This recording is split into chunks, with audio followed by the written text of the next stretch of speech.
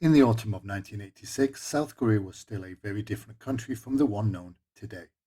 The nation was industrializing at extraordinary speed. Tower blocks rose across Seoul. Factories expanded into rural provinces. New roads, new railways, new businesses transformed the country almost year by year. But beneath that modernization remained something harsher and more unstable. South Korea in the 1980s was still under authoritarian rule.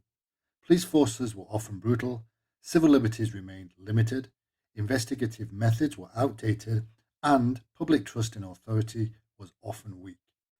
And then the murders began. The first known victim was discovered on September 15th, 1986, in the rural farming region of Hwaseong, south of Seoul in Gyeonggi province. She was 71 years old. The murder shocked investigators. The woman had been sexually assaulted and strangled.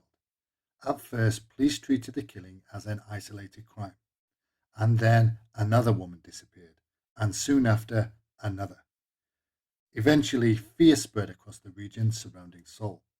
Women avoided walking alone home at night. Parents warned daughters not to travel after dark. Entire communities became increasingly paranoid as rumors spread through towns and villages. Police realized they were hunting something South Korea had never confronted before: a serial killer. Welcome to History Unpacked. If you enjoy the content, consider subscribing. We post every week and we welcome any feedback. Over the next several years, 10 murders would officially become linked to what became known as the Hwaseong Serial Murders. The victims varied in age and background. Some were teenagers, others were factory workers, homemakers, or elderly women. Most were attacked at night in isolated rural areas. Yet, despite the differences between victims, investigators noticed disturbing similarities in the killings. The women were often strangled using pieces of their own clothing, stocking, bras, or scarves. The attacks suggested planning, patience, and a calmness that deeply unsettled the investigators. One detail especially terrified local residents. Several murders occurred during rainy nights. Over time, rumors spread that the killer specifically targeted women during storms or poor weather. Police even developed theories connecting the crimes to songs requested on local radio stations before certain attacks. However, investigators were never able to prove any direct connection.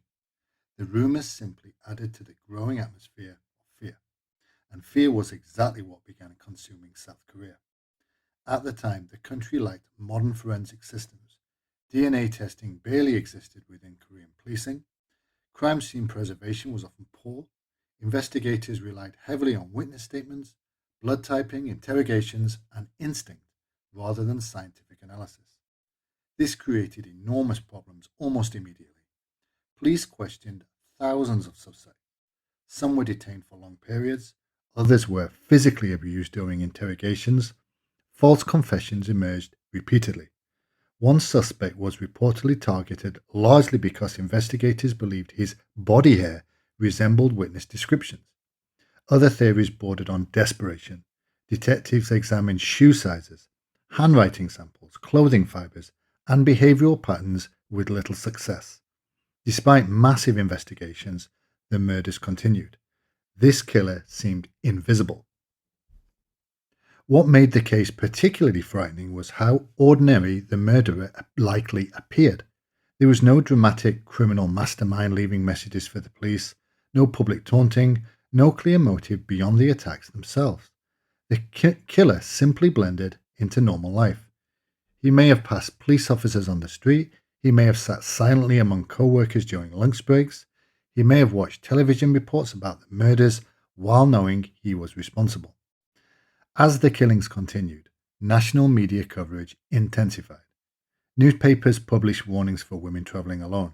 Taxi drivers became suspicious of lone passengers at night. Rural communities organized patrols and neighborhood watches. The murders rapidly became one of the most infamous criminal cases in South Korean history. Years passed, yet police remained no closer to solving the case. The investigation gradually transformed from a murder hunt into a national obsession, and eventually the case entered popular culture.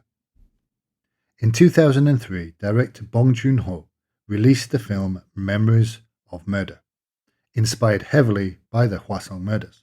Rather than presenting the story as a conventional detective thriller, the film focused on frustration, exhaustion, and uncertainty.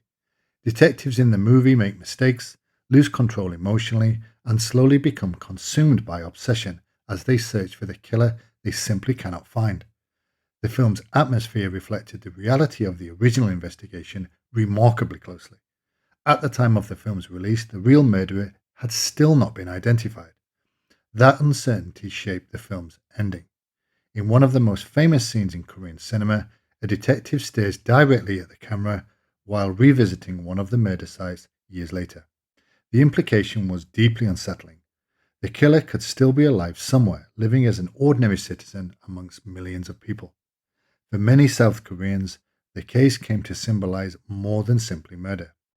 It reflected the wider anxieties in the late authoritarian era, a distrust of institutions, ineffective policing, and the feeling that rapid modernization had outpaced the country's ability to maintain social stability. Over time, the investigation slowly went cold. Evidence degraded, witness memories faded, leads disappeared, and then came another devastating development. South Korea's statute of limitations for murder expired on the Hwasong cases before the killer was identified.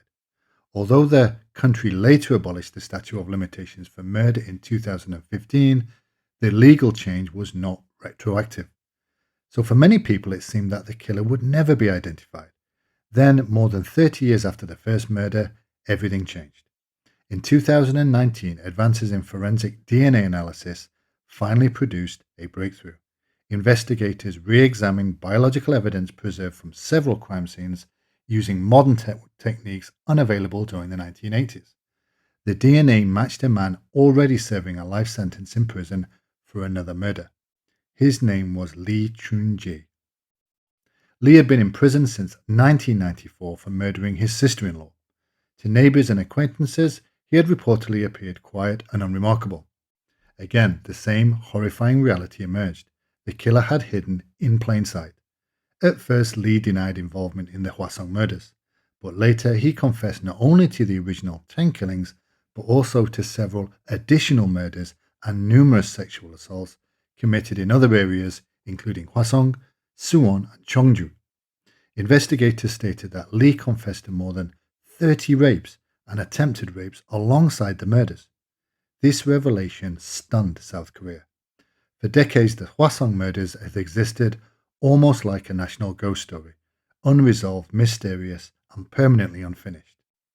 Now at last, the country knew the killer's identity, but the identification also reopened painful questions about the original investigation. How had the police failed for so long? How many innocent people had suffered because of investigative mistakes? One man in particular became central to this discussion. Yoon Sung-yeol had previously been convicted for one of the murders after allegedly giving a confession under coercive interrogation. Following Lee's confession and new forensic analysis, Yoon was later exonerated. The case became a symbol not only of serial murder, but also of the failures of authoritarian era policing in South Korea. False confessions, poor forensic procedures, violence during interrogations, pressure to produce rapid results regardless of evidence. All of it had contributed to one of the greatest investigative failures in modern Korean history.